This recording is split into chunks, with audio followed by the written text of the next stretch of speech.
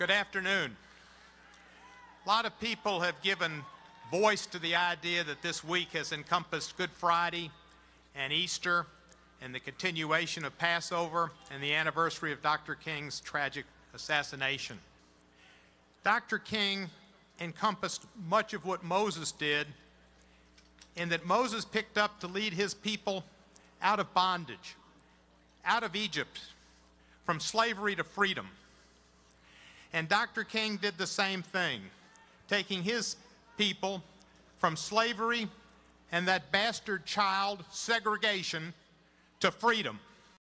He went on in a way like Jesus did to try to render unto the least of these, to give health care to those who were sick, to give food to those who were hungry, to give clothing to those who were naked, to give people who were in need help.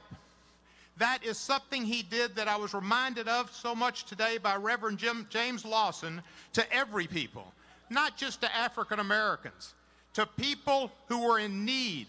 And he said health care was a right, and it was an ultimate civil right, and it is, and it needs to be made available to every person in the United States of America.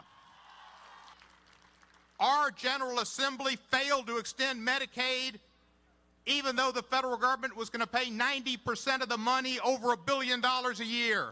And that was cruel and wrong.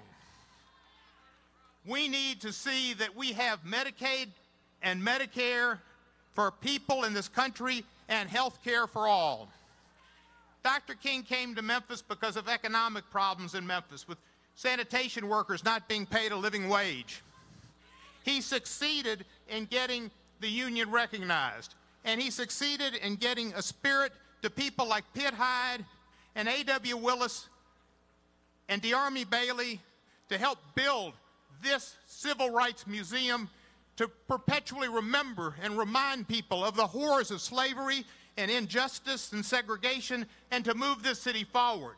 There are many people in our city of immense means who contribute much to help others and people in need, and I think they do it because of Dr. Martin Luther King.